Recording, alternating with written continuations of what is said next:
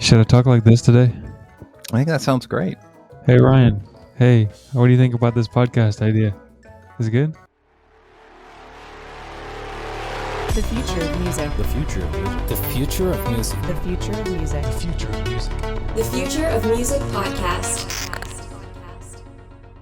Hey there, and welcome to you, my friends, to the Future of Music podcast, where we show you and everybody, not just you specifically, I guess everybody here, how to survive and thrive in the future of music. My name is Ryan Withrow. I look like I've been in below freezing temperatures. I haven't. I don't know why I went to this degree. But anyway, Jonathan is here as well. Jonathan Boyd, the wonderful, wonderful additional host here. And your beard's still there. I'm just going to say it every time because you mentioned to me that it might be leaving in 2024. But I mean, we're in month 2. And it's sticking around. First of all, I got to just ask, is it staying? It's staying until it doesn't stay. It's staying until it's gone, man. Stay until you wake up and it's decided to abandon you. That's okay. Right. Where'd my beard go? That's what happened to me. I mean, I feel bad about it, but not really. In any event, it's good to see you, my friend. It's good to be here. And I'm really excited about today because we're talking about actual like things that are happening in the world of technology that can relate to music, but it's like not just small stuff. It's not like, hey, look at this new little cool tool. It's really big breakthrough moments, and I'm just excited to dive in and get your feedback on some of these, especially the ones that I specifically told you don't you touch. Do not touch it. Don't search it. Don't look at it. I want the authentic reaction. So what are we going to be talking about today? Why should they be excited? Yeah, so number one is I think all the science fiction movies in history are actually coming true because Neuralink, we actually do have brain implants. So how is that going to change, the future in general, but specifically relating to music, talking about music as a language, what is that going to allow people to do? So that's going to be really, really interesting to talk about. And also Disney just decided to, stop making Peter Pan cartoons and all that and dive into the world of VR. So I don't know what they're going to do, but we're going to talk about it today. So that's why we're excited. Yeah, that's good. That's good. That's a really good intro because as I'm preparing the notes, I didn't even consider that it's Disney that decided to do when, why, when were they like, nah, we're going to be a part of this, but all that and more coming up and even more coming up if you click like, subscribe and the alerts to see the more that comes beyond this. So make sure you do that. Follow us on your favorite podcast platform. No clue what happened to my voice just now. Let's dive in, though. 2 things we're going to be talking about today, John. First of all, they're flipped in my script, but it feels more natural to roll into what you just discussed, which is us putting things in people's brains. So the Neuralink, Elon Musk, I think you have mentioned this almost as, it's been a joke, but not a joke because we know it was going to happen. But like at least one every other episode, you're like, the next step is brain implants. Well, here we are. All right. we have implants in the brain happening. So Elon actually started rolling this out. So as we know, the idea was that this would be this commercial brain interface.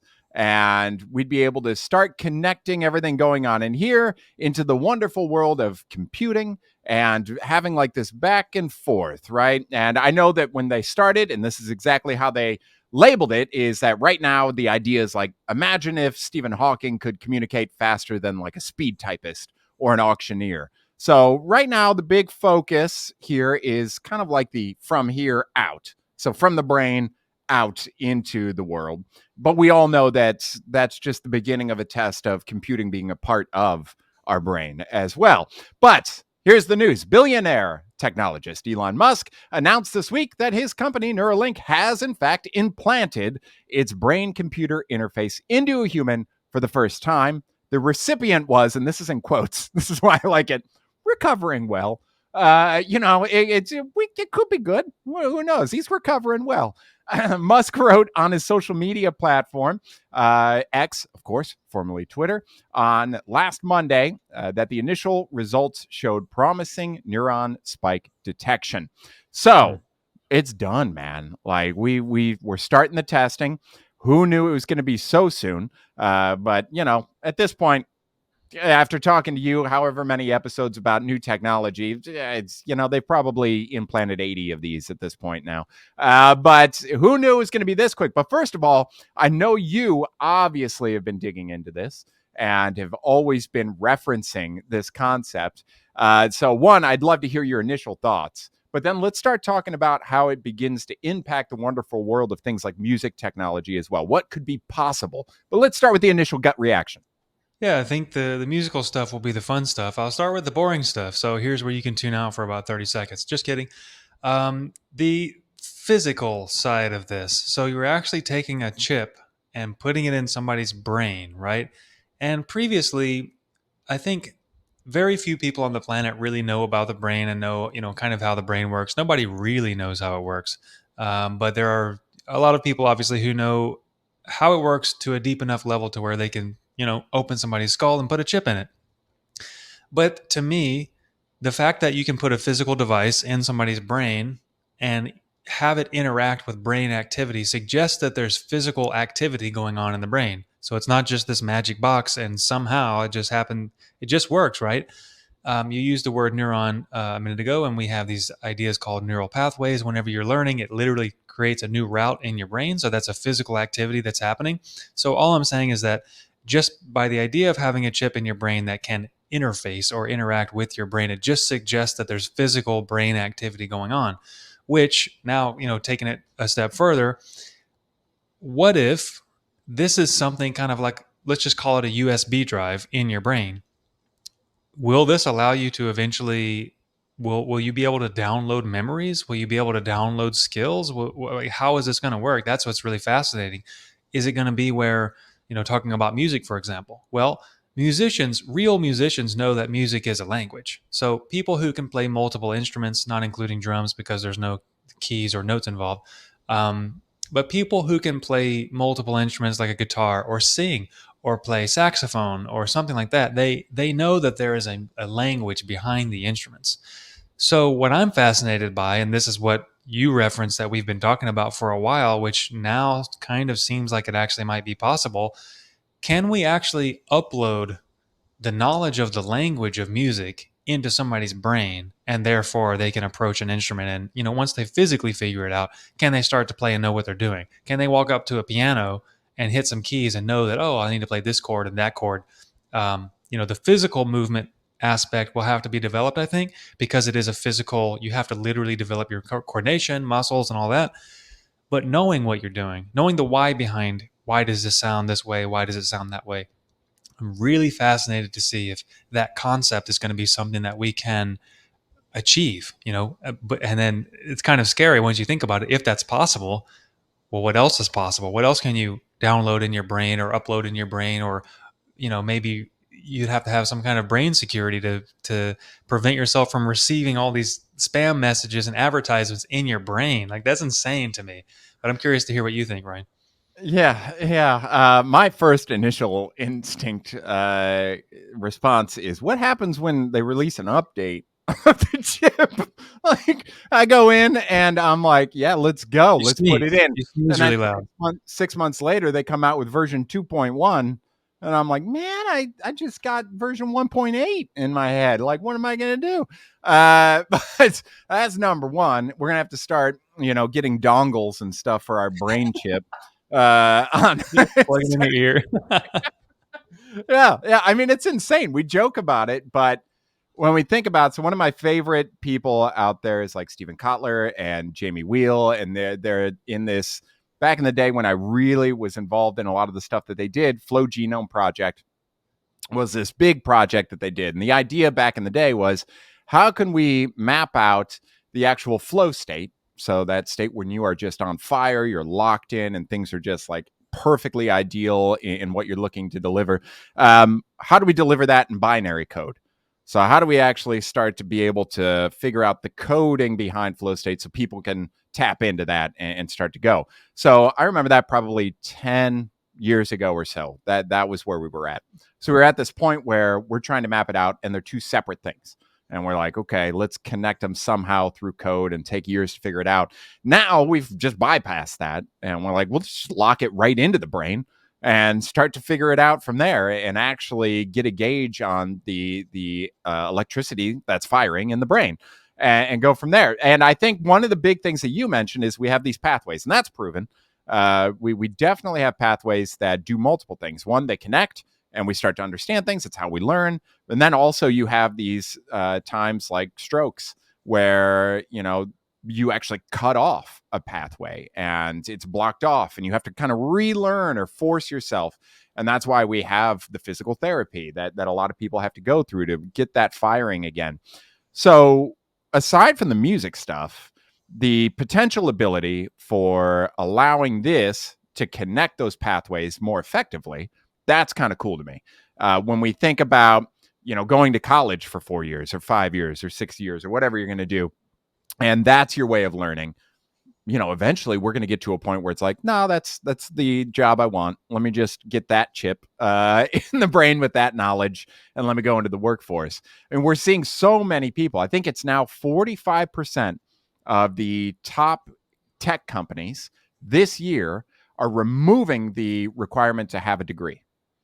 45% of them, almost the majority, that are starting to see this wave of two things. One, like, it's fine. People can learn this tech stuff on their own in their own way.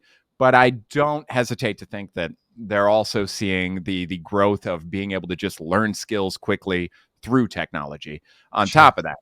But for music, there's so much I wish I could have just downloaded to my brain. There's so much wasted time. So we have this situation as a musician where we have to learn, and then we get to enjoy the learning. So being able to potentially in the future bypass that learning side of it and just going to the part that we enjoy, that's what I think is going to be really beneficial. And then the opposite, the other thing that comes to my brain without a chip in it, is when do we start sharing information between chips? So if I want to understand what's going on in John Petrucci's brain every time he's playing, when do I get access to that? Like, when can I start to understand that and like have that in mind? So Yeah, the I membership. yeah, it's $9.99. But it just, there's so many possibilities. If this works, which it eventually will, I don't think it's Mhm. going to be a smash hit right off the bat, because again, we're just talking about trying to get stuff out of here onto the computing system to really start to understand. But I think there is easily going to be a point where it's endless. So Yeah. we could just talk about a million things, and it's going to be 2 million that we could do soon. And it's crazy that we are in, like, I come from Teenage Mutant Ninja Turtles, bro. Like Secret of the Ooze days on the VHS tape, and now we're talking about brain implants that allow us to absorb and provide information directly from the electricity in our brain, and that alone is just amazing to me. And yeah, I think it's going to be great for knowledge, and I'm excited to see what happens with the knowledge share, and what starts to become of this potential. I don't know if you've seen all the people with the Vision Pros now, because Mhm. they're Yeah. released. There are videos of everybody walking around on the streets and their everyday Yep. life with these things on, and everybody's like, "This is like a Black Mirror episode. This is weird," because people are just walking down the street, stretching things, typing things as they're walking with these Apple Vision Pros. But like, the difference is not that big of people Right. wearing thing, computing, and it being gone, and computing as they walk. So it's crazy. Yep. Yeah, I wonder if Apple actually is going to develop the Brain Chip Pro or something like that. They're going to follow up with this in maybe 10 years or maybe 5 years or something. Pro. I just like that they slap pro on the end of anything. Of course. I've got a bigger head. I need the max. I need the max. I need The Pro the Max. Apple Vision Pro Max. Yeah. Yeah, I mean, it's wild, man. It's a cool time to be alive, for technology, just being able to see I that. would And I agree. will say, I'm excited about this. I'm glad I'm not the one with the chip in the brain, though, just in case. You never know. Same. But with that, Elon, we expect it. It's Elon, man. It's all he does is just be like, let's create a truck that looks like it's from a movie, and let's have people drive around in it. Why not? But we expect that from somebody like Elon and all those tech leaders. What we don't expect is Disney to start getting into technology. So I was scrolling through in like the deep rabbit hole of Instagram Reels last week, And I came across this video, and I'm going to show you this quick 48-second video in a moment, all about Disney and what they're doing to really enhance VR. So VR in general, I think this is going to really be an amazing thing. But something we've been talking about the entire course of Future of Music podcast is also going to be affected here for the better. So Disney shared one of its projects called the HoloTile floor.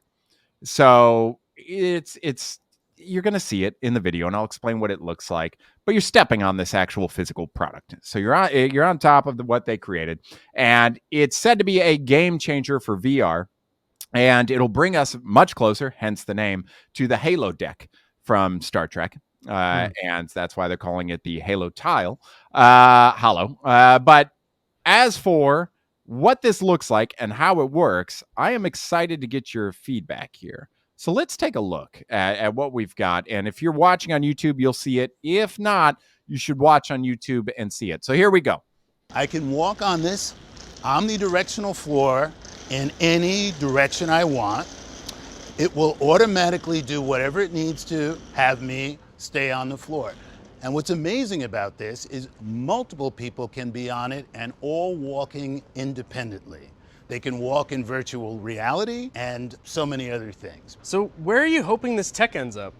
You know, imagine a number of people being in a room, being able to be somewhere else collaboratively and moving around, doing sightseeing. Imagine theatrical stages that might have these embedded in them so that dancers can do amazing moves. So there are just so many applications for this type of technology, and we don't know yet where it'll be used. So the crazy thing about this, when I first saw it, for those of you not watching the video, it's, what would you say it looks like? It just looks like a bunch of like hexagons. Yeah, It's honeycomb. That's honeycomb. good. Yeah. That's a good way of saying it. And each of these moves independently and kind of rolls under your foot. So you could be stationary, but also walking. So when I first saw this, I was like, yeah, that's cool. I mean, that's all right. But what I didn't realize until I really started diving in is that it is connected to the technology as well. So what that means is now we have this floor that you could put anywhere in your home.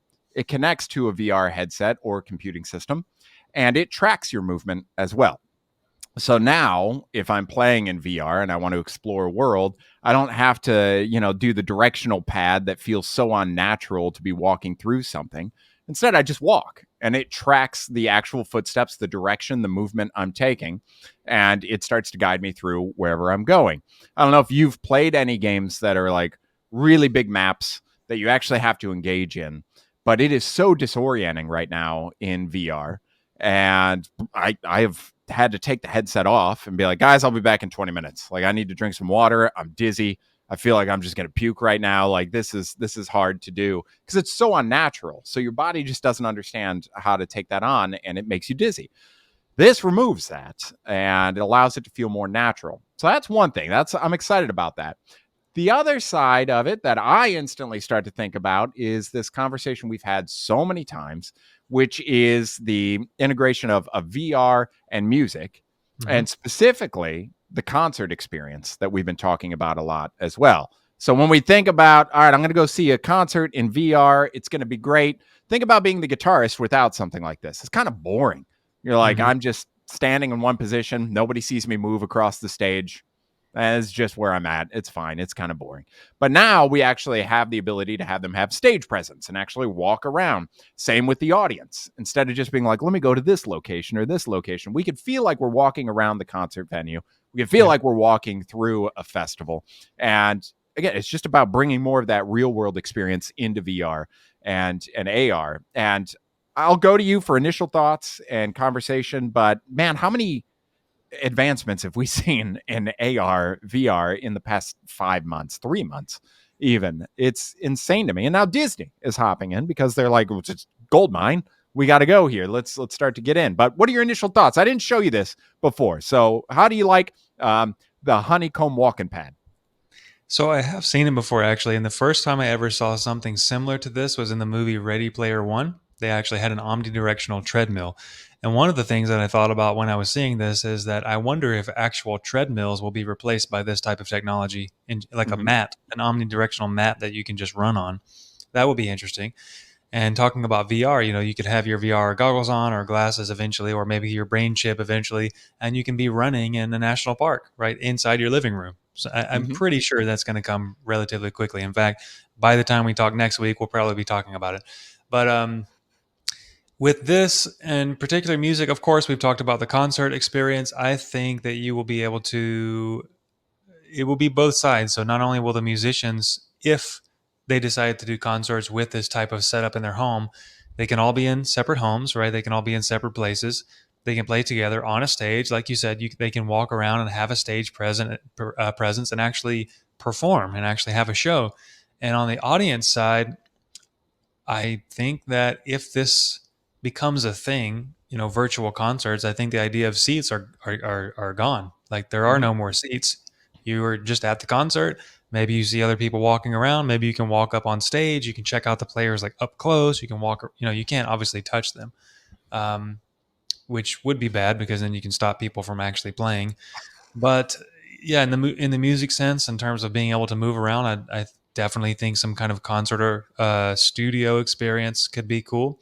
I have seen like they have virtual home tours already. Like with Mhm. the Vision Pro, you can see people scrolling through something like Zillow and then seeing like being inside the house and walking around. I think this will allow you to physically walk around, and I think computers. So computers came around and then they had trackpads and they had a mouse. I kind of think this omnidirectional floor thing is just going to be a staple in somebody's desk setup that interacts with VR a lot. I just kind of think it's going to be kind of like a mouse in the sense that, oh yeah, there's my VR setup. There's my omnidirectional, walking path that I walk on or do whatever I'm doing. I kind of see it being a standard common thing that everybody's going to have. Not everybody, but the people who are really into that will have something like that kind of as a standard. It will just be the standard setup instead of a game controller and a TV. Now we're moving to a face TV and an omnidirectional, thing that you can walk around on. So it's really interesting. As far as Disney going into this, I can kind of see now why or where, Disney's whole ethos has always been about like imagination and like this, let's imagine these amazing, cool cartoons and these different worlds, right? Magic Kingdom, all of that kind of stuff. So I can see how maybe they might be kind of guiding the ship of Disney into the virtual world where you can have virtual Disney experiences Mhm. and, maybe meet Belle or Beauty and the Beast, in person virtually, or walk around Disney World, or maybe they have movies that are 3D and you can actually interact with it or something like that. So I could totally see how they can move in that direction. I'm curious to hear what you think. Yeah, that's smart. I didn't think about that, and I didn't think about the fact that they have so many events and performances as well that the actors could be utilizing this on top of that. Also, I feel really bad for drummers. I mean, as you're as you're talking about the concert experience, I'm like, poor drummers, man. They just sit. That's all you can do. They're going to have the Uh, whole kit moving around. I was like, yeah, man, that'd be cool for the guitarist. And I'm like, no, no, drummer's just there, man. I mean, you remember I think about I have so many references to when I was a child. So we had Secret of the Ooze to where we're at. Do you remember? I think it was on the Super Nintendo. I can't remember, but there was that Olympic game, and you plug in the controller port a stepping pad, and the Huh. stepping pad had like arrows either way, and you'd have to like run in a dash at the Olympics, and you'd like pick up your feet and step on it. It was one of the worst experiences of my life because it did not work well, and you'd have to really really push down on every single one of those buttons for it to be effective. There were ways to cheat. There were like it was a first attempt, and now here we are at something that has like super independent movement and actually Mhm. functions properly. So we've come from pads that have like four buttons that they can't even get to work, all the way to no, this integrates with whatever VR headset you're using, and it'll track every little bit of movement from your feet and your toes, and you can just walk around. I wish I had it, but I'm glad it's here now. So yeah, I think that you are onto something with the VR experiences. I never even considered the idea of VR focused like movies from some of the massive distributors of film. I've always thought about, if you go on and look, there's like Jurassic Park experience in VR, and it's just like a 10-minute thing that you Sure. just go through and you're like, it's okay. It's all right. But to start thinking about them changing from platform, and when you look at the timeline, you think about movie theaters, and then like during the lockdown situations where they started allowing us to stream brand new movies directly into our home. So we started to bridge that gap. And now we're thinking about, well, how could we be even more involved into films in our own home and start to make it a different experience? So I do see that as a massive benefit. But I think that as it stands right now, if they release this, I would go for it. I would purchase just because of that terrible dizziness that comes from playing a lot of VR games. And I think both of the guests that we've had that were VR developers stated that that's like the worst part. The entire experience is just depleted the moment you have to try to physically move around somewhere in VR because it's so unnatural and it makes you dizzy. So that is starting to look like removed at this point. So we go from some limits to limitless pretty soon in the VR world. And everything, just thinking about the initial conversations we had about learning from an avatar, like learning from Jimi Hendrix, instead of having to like clunkily navigate through and being like, let me look at his arm here, let me go back there. Instead, it's just natural. And that's the way I think it should be. And I'm excited for it. But yeah, I will be interested to follow this and see where it goes from there. But now that you see, we've got things on our feet now and things in our brains. What are the last thoughts that you have for everybody, and how to consume all of this and what to be excited about? As far as consuming, I don't know why I really don't like that phrase when people talk about, let me consume this video or consume this course, because That's it too just, bad. I gave it to you. Too yeah, bad. you sure did. But anyway, personal opinions aside, I think that we are obviously in a world. I don't think we're no longer entering the world. We are in the world where it can be very scary or just extremely exciting, right? And I think I think it's going to be an amplification of how you view the world. Do you view the world as things are really scary, all this new technology is here to control us and all that kind of stuff? Well, that's how you're going to feel, and I think it's only going to amplify that feeling. But on the other hand, if you are excited about new experiences, I think that the abilities that we're going to have, the new experiences that are possible and going to be possible with these types of integrated technologies are just absolutely mind blowing. Could only exist in the imagination before. And I've said this several times, but Einstein said that we're leaving the information age and we're entering the imagination age. And this is just getting us closer and closer and closer to connecting whatever is in here to whatever is, quote, out here. Technically, I can make an argument that it's all in here, but you know what I'm saying? Physically, in our, quote, physical reality, it's becoming seamless. It's going in the direction that is seamless, and I don't have a judgment about that. It is what it is. It's just going to be really interesting and really scary at the same time. Yeah, that's good. Good words. And I think it's the thought of too, just to tail on that. We always used to feel like before this technology that there were always going to be limits, and we worked within those limits and we worked around those limitations. So for that, I mean, having me go and be a dentist for the day, there's a lot of limits there. I have no clue what I'm doing. I just never thought about it, never researched any of that, no idea. So we work around those limitations, right? We have education that I could go through if I want to do that. We could have somebody mentor me and go through, but it's like not instant. It's not an instantaneous thing. So we work around limitations, but now it's getting to the place where we're removing limitations. Yep. We're not working around them. We're just like, okay, how are you limited? Well, let's get rid of it. Like, let's just get rid of that limitation. So I think that's what I'm most excited about with all of these pieces of technology, is that there's no longer workarounds. It's just work right through it and easily. easily as well. We always talk about music. And I think the only reason we come back to the music side is because obviously we're musicians, but additionally, we're musicians that went through the old school process. We went through the old way of doing it. And when I reassess that and how many years that took me to finally understand, like, I don't know, something as simple as how a chord is borrowed from another key. Something like that, if it's just there's no limit. I'm just like, yeah, I know this will work. It sounds cool. Let me just keep going. I wish I had that. So I'm excited to see what continues to progress for a lot of people and how much it opens up the ability for people to express themselves in a much easier way, not scaring them away from the process and making it very simple for them. So I'll put all the links. I'll put the video down in the show notes and description. Again, I am old, so I said HoloTile. It's hollow.